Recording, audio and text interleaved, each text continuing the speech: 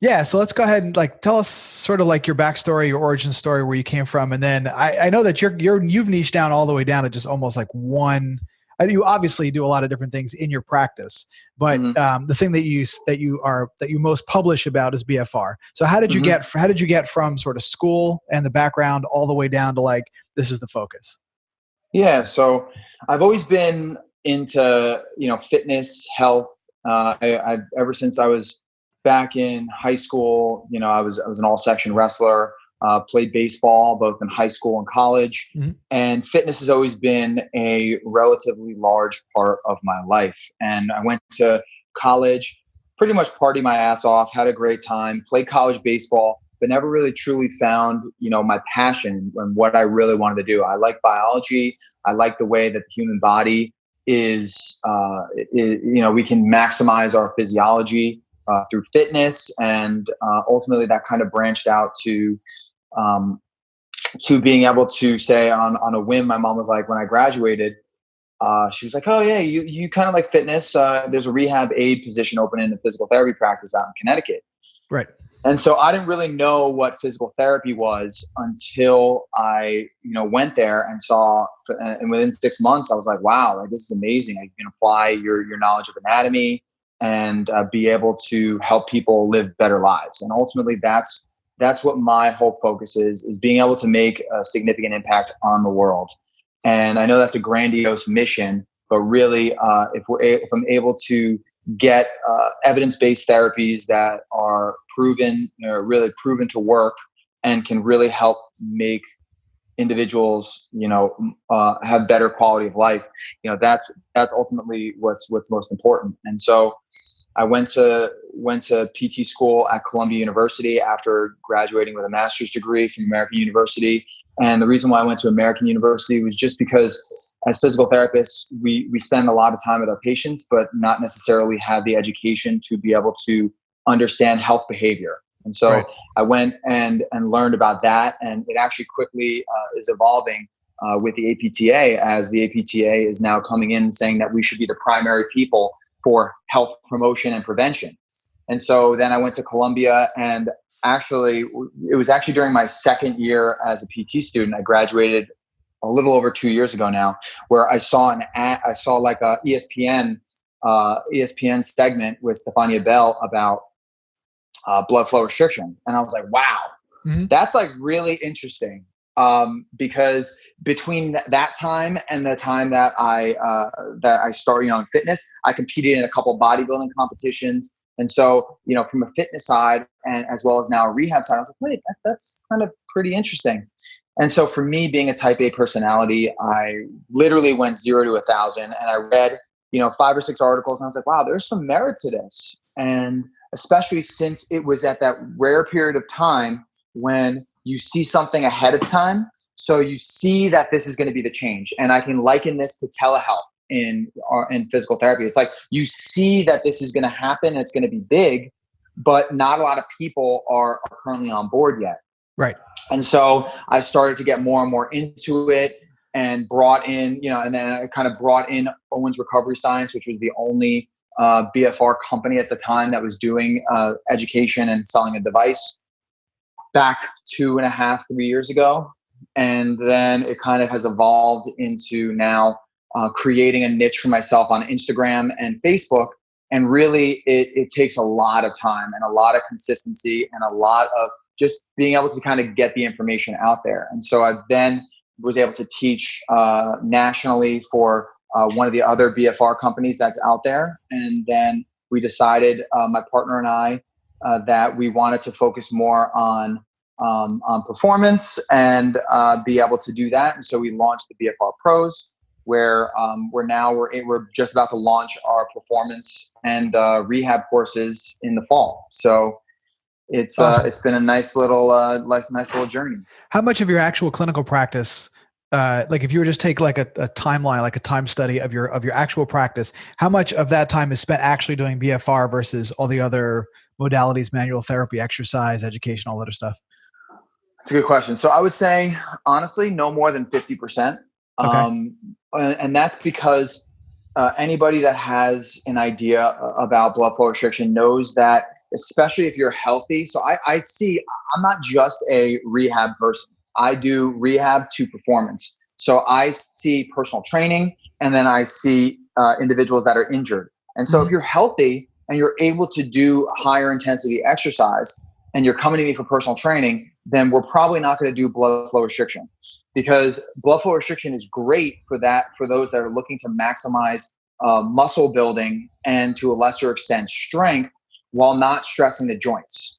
And that's critical for longevity, right? So if we have an individual that's middle-aged, that's looking to stay healthy, have the aesthetics for muscle mass, which I'd be remiss to say that muscle mass is actually protective, not just from an aesthetic perspective, but it also manages inflammation. So the more muscle that we have, the better we're off. So people are looking at me like, I'm a bodybuilder by trade. I love bodybuilding. I think it's great, but really like muscle, most recently in the last 5 to 10 years, we're learning that it actually can release these mediators that can help with inflammation, which is just a bonus on top of the rehab and performance populations, where we can then use BFR to help improve their muscle mass and strength and improve their function and improve how they look, yada, yada, yada. So yeah, 50%, and only because of the people that I think, if I was going to project how many people in my practice could probably use BFR, it would probably be closer to 80, 85%.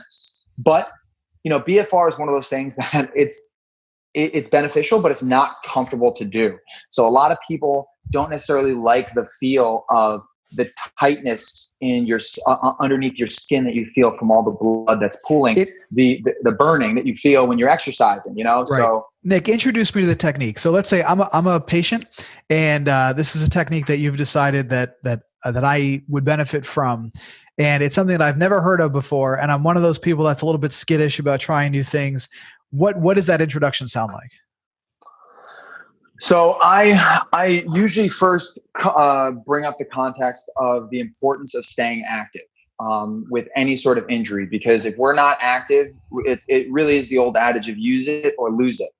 And so when we're not able to lift heavy, we need to be able to lift something in order to gain a benefit. And so pretty much what I tell these individuals that are new is I say, all right, how would you feel if I could go and promise you that you'd be able to get similar benefits of lifting very heavy, but you're actually lifting very light?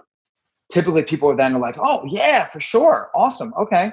Well, then I say, all right, well, let me introduce you to this new technique. And I only say new because it's been around for 50 plus years, but it's recently just gotten to mainstream.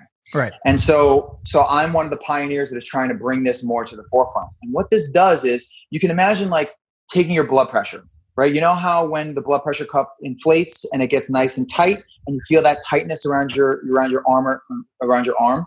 Well, that's what that's going to feel like. I'm going to apply a cup to your arm, and what that's going to do is it's going to reduce the blood flow to your arm or your leg, but we're going to do it in a very controlled manner, and it's totally safe under somebody that's trained.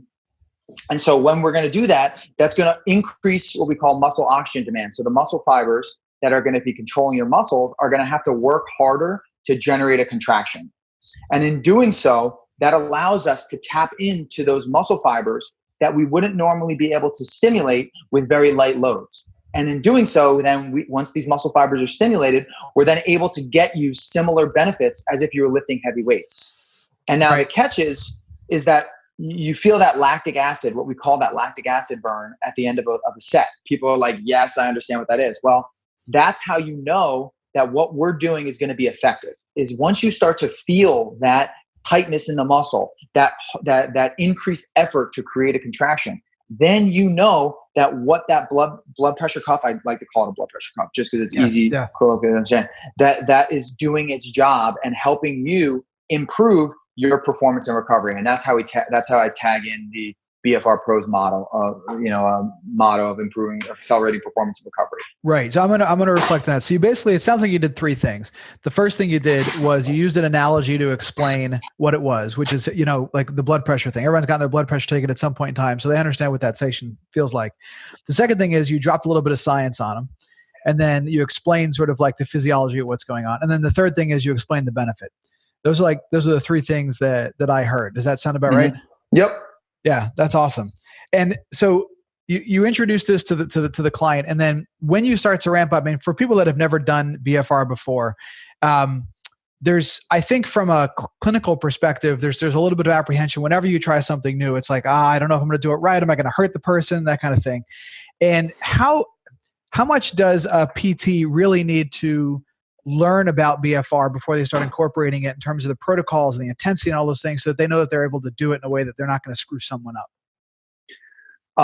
Yeah, I mean, I can give you a personal example, and it happened to me early in my career, where using BFR, because BFR, you're using such very light weights, it's very deceiving to programming, because you're looking at it and you're having somebody in this case do a body weight squat, right? And they're doing no weight whatsoever. So you have cuffs on both legs, and you have them squat. And typically the protocol that's most known right now is 30 repetitions, followed by 30-second rest, followed by 3 sets of 15 repetitions with 30 seconds of rest.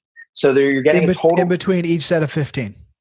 In between each set of 15, you're resting 30 seconds. Yep. And so the cuff typically tends to be inflated throughout the entirety of the 75 repetitions. Okay. So it takes about 8 minutes if you're doing the tempo correctly to be able to get one exercise done. Right. But if you immediately start out with something like a multi-joint exercise, it tends to have an increased demand on the individual versus just a single leg unweighted exercise. So what I did when I first started was I had an individual, I had her do body weight squats, and literally 0 to 45 degrees. So really not that much. And that was pretty much it, the extent of the BFR session. And she called me or texted me the next day, and she was like, I can't get out of bed because I'm so sore. Right. And she's like, she was really scared about the technique at that point. And that was really a learning lesson for me, because what tends to happen, and now we know a little bit more about progression of BFR, is that we have the first 3 to 4 sessions of BFR are the acclimation period, by which our bodies, because of the unique stress that blood flow restriction has on our body, meaning that we're reducing oxygen. And when we reduce oxygen, we end up stressing the mitochondria, which is the powerhouse of the cell, and that produces the energy. And also, in doing so, with the lack of oxygen, we create an environment for these growth mediators that help with improving capillary density, improving mitochondrial function. These are all things that happen. And so it's very stressful for the first couple sessions. So I tend to reduce the intensity overall, make sure that they complete the repetitions. Because what we know is that as the individual gets closer and closer to volitional failure, then the increased likelihood is there is going to be some increased muscle marker damage for the first 3 or 4 times. And then after that, there's nothing, barely any increase in muscle marker damage. Why? Because you're using such very light loads, and you're not stressing the cell that you would with typically that we experience muscle damage with higher intensity eccentric work. So muscle lengthening.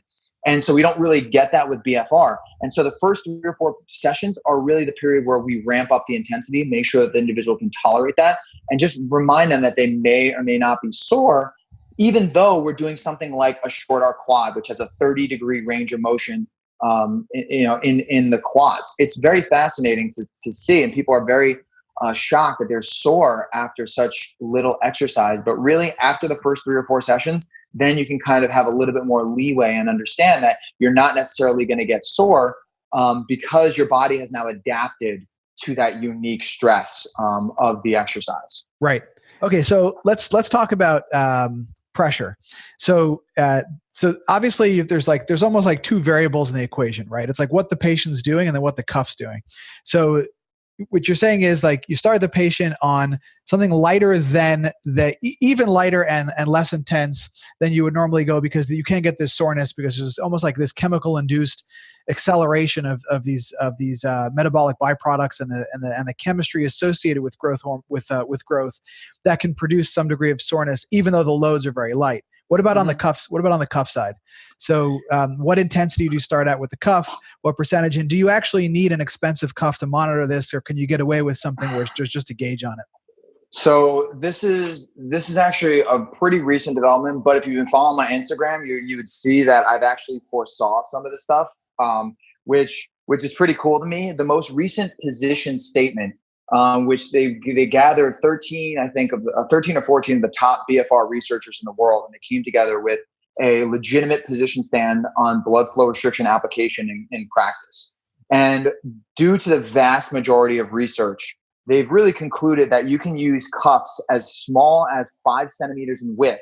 So we're looking at 2.5 inches, all the way up to 12 plus in width, and get similar benefits as long as you're able to what we call standardize the individual to their own prospective limb occlusion pressure. And what that means in English is just that every single individual is going to have a different pressure by which their artery and their vein are going to be completely closed from the pressure. So blood is not going to be able to get in and blood is not going to be able to get out.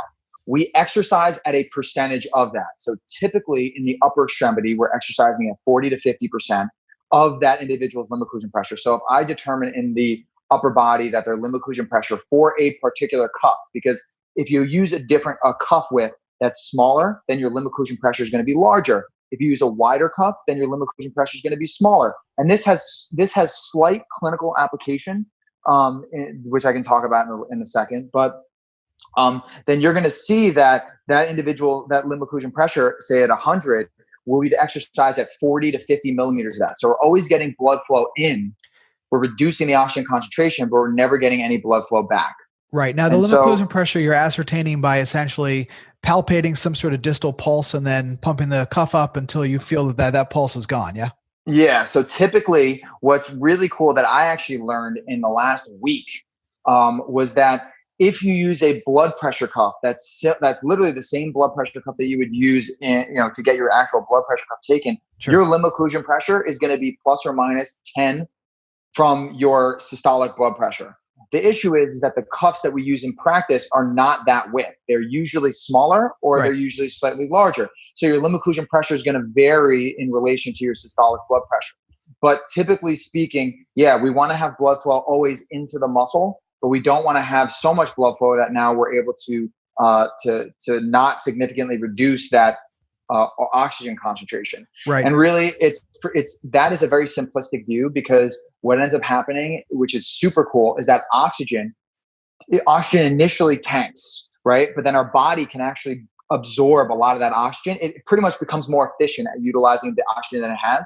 And then oxygen itself doesn't even become the limiter. It actually becomes the byproducts that are occurring because of energy production, that we have accumulation of mediators that then inhibit the further production of more energy. So oxygen becomes a limiter at first, but then it doesn't necessarily become the limiter overall. Now that's important because we're thinking that that individuals that can't tolerate very heavy loads, we need to have them at a higher pressure, which generally tends to be true because there's a relationship between the amount of load that somebody can do. So the heavier the load, the more muscle activity inherently to lift that weight from point A to point B. But then in order to replicate that, we can increase the pressure. But once you have an individual that's a little bit stronger than those that are doing 10, 20, even 30% of the 1 RM, then you can reduce the pressure. Because again, oxygen will become the limiter, but then it's not ultimately the be all end all limiter. So we don't need to be as concerned about pressure as we get heavier and heavier into our lifting. So there's a relationship between pressure, load, cuff width. All these things are things that we have to consider as clinicians.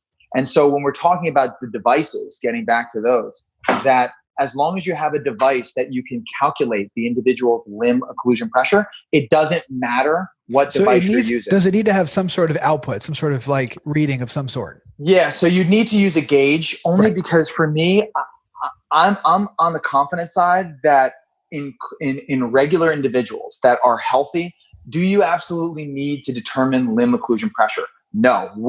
Do I recommend that you determine limb occlusion pressure? Yes, only because we want to maintain a level of objectivity every time we do something. The most recent the recommendations currently are that if you're using your upper body, you want to tighten a rope or something like that to 6 out of 10 tightness, 7 out of 10 tightness. For the legs, 7 out of 10 tightness. I don't know about you, but for me, to use a subjective measure as an objective measure No, is that makes not no good. sense. First of all, it's like, Yeah. we call a lot of things objective that are really subjective. You do a gait analysis on somebody, it's in the objective section of your exam, but it's your freaking interpretation of their walk. I So know. yeah. So I mean, I am with you. I think that if you're going to do something, do it right the first time. And the cool thing though, with limb occlusion pressure, what we know is that it doesn't change that frequently. And so all you need to do is do it, if you're a healthy person, every one time every 6 to 8 weeks. So there's absolutely zero excuse to not do your limb occlusion pressure. We already have research that doesn't change. Right. So for the clinicians that have never used this before, let's walk them through it. Right. So you're putting on the cuff, you're putting approximately on the limb. So let's say you're doing the arm and you have a gauge on there and you're palpating, let's say the pulse at the wrist. Radial pulse. Yep. Right? And you start to increase the pressure until you feel that radial pulse start to fade and vanish. Once that vanishes, that's your limb occlusion pressure. And then you're actually going to be treating at about 40 to 50% of whatever that number was. Did I walk through that correctly? Almost. I mean, I think what we use when we're not using a computer device such as the Delphi, or in Europe, the MAD-UP unit, where we use a Doppler ultrasound. So we want to be as sensitive as possible to that. So just because your pulse diminishes, it doesn't necessarily mean that is specifically the limb occlusion pressure, because there's a lag, right? So the Doppler ultrasound is going to allow you to use sound to obviously magnify that effect, so you can pick up when blood first goes and first stops in. So you pump it up a little bit more than when you hear the sound stops. Then you're waiting about 10 seconds because everything will settle. And then you're going to slowly turn the gauge back and release it. The first point by which you hear that blood flow re-enter, and that by that means you're going to hear it in the Doppler. That's the limb occlusion pressure. Right. So typically, it's there. Would I say that you'd be completely? Would you be around the ballpark of 20 to 30 millimeters of mercury by doing it your way? Sure. But again, for me, it's just, as I'm going out there and fortunate enough to be able to use this as a vehicle to travel the world and teach, like, I want to make sure that we're doing it right. We're not taking the easy way out. And so therefore, a Doppler is $125. But if you and your friends, are into BFR and you want to buy the cuffs or whatever cuffs you want to buy, it ends up being another $20, $30 a person. And you only need to do it once every 8 weeks. And then you have a scientifically objective measure to be able to then go and program for your BFR training. Are the benefits muscle specific? So for instance, how do you, like, for instance, if I'm trying to get glute strength, like, is there a way to use BFR to get glute strength? Or can I do it on the leg? And because of the sort of almost like the chemical change that occurs, do you get sort of like benefits throughout the system in terms of hypertrophy and other areas that you haven't occluded? Yeah. So, I mean, yes and no. I mean, there is evidence. So there's a Madarame study that a Japanese researcher, I think it was 2010 or 2013, that had a pretty unique experimental design where they had BFR on the legs, and they had individuals exercise with a bicep curl at 3 sets of 10. They had 50% of the 1 rep max on one arm, and the other arm did nothing. And then they had groups that did the 3 sets of 10 with and without. And what they determined is that those individuals that did the 3 sets of 10 with the BFR on their legs showed that they actually improved their muscle mass and strength relative to the control that didn't have the BFR on the legs. So they're saying that there may be some systemic effect. We have other research now that's coming out that says that maybe there's not a significant amount of systemic effect. However, I will say that the larger the muscle mass that you innervate, the more growth hormone, the more mediators you're going to be released. And these are systemic. So these flow through the bloodstream. Right, exactly. So do I hang my hat on systemic benefits of BFR? No. Do I use some of that in practice despite the fact that, there may be conflicting evidence? Yes, only because that if we can create some additional healing factors, why not? It's not going to be hurting the patient. You're not going to be, doing something that you wouldn't do anyways. And so typically I'll give an example of what I did with a client that was a post-op ulna osteotomy. So she got ran over by a bike. Her ulna split in half. She had a reconstructive surgery. She had weight-bearing restrictions, 1 or 2 pound weight-bearing restrictions on her arm. Okay. So on her left arm. So what did I do? I did bilateral BFR squats, bilateral BFR lunges, right? Bilateral BFR deadlifts. Again, stimulate as much growth hormone release as possible. And then what I did the opposite arm. I did very heavy weightlifting. So I did very heavy bicep curls, very heavy tricep curls, very heavy wrist extension flexion. Why? Because there's a crossover effect on the opposite side. So you can drive some strength changes associated with that to the opposite arm. And then I did local BFR with 1 or 2 pounds, biceps, triceps, wrist extension, supination, pronation. Right. So that would be I would think you need session. some input on the involved area. Like, in other words, if you don't do anything on the arm, but you just did the legs, I can't imagine that is because there's no input to the tissue. Yes, here, right? Exactly. Yeah. So the tissue, we know that after exercise of even low to moderate intensities, our muscle becomes a little bit more sensitive to insulin, GLUT4 receptor kind of upregulates all these other things that help. And that's what I think has happened with the 3 sets of 10 in the BFR. Where we have an increased stress response, which is then going to be reflected by the growth hormone. So I don't think of growth hormone as this magical hormone. I just think of it as your body's perception to a very stressful exercise. And so you're there and you're like, your body's like, oh my gosh, whoa. This is very stressful. I can sense the amount of effort required, because that's important from a cortical drive, releases as we start to perceive more effort, right? And we're contracting our muscles. And that's what happens when we build our muscles. We have this thing called corollary discharge. So like the remaining, our body can read how much we're really trying and producing effort to create a contraction. And then that's going to then help stimulate some of the growth hormone response. And so it's really just perceiving a stressful environment. And that in and of itself is what I'm looking for when I'm adding blood flow restriction, because traditionally rehab, we're not able to stress these individuals any which way, because you're not going to stand here and have that same individual that just talked about do a bicep curl with 1 pound for 400 times before they get, a training effect. That's just not possible from both a practical perspective, but also from an actual effort perspective. Like, you're not going to have somebody just come in and do 400 reps with 1 pound. Blood flow restriction, we can reduce the reps anywhere from 1/3 to even 2/3 of the time in order to get a training effect. And that's where I think it's clinically applicable for a vast majority of individuals. What about if someone with not just atrophy, but someone has tendinosis? So let's take an Achilles tendinosis, for example. Like, in your opinion and the research that you've done, is there a benefit to occlusing the calf and working on the calf at a lower load? Because that load still has to be transmitted to the tendon. Or are you better off in that case just sticking with high load calf work so that you can get all of that load down into the tendon when there's no load restrictions in that case, and you're targeting the actual tendon hypertrophy, in addition to the actual calf itself?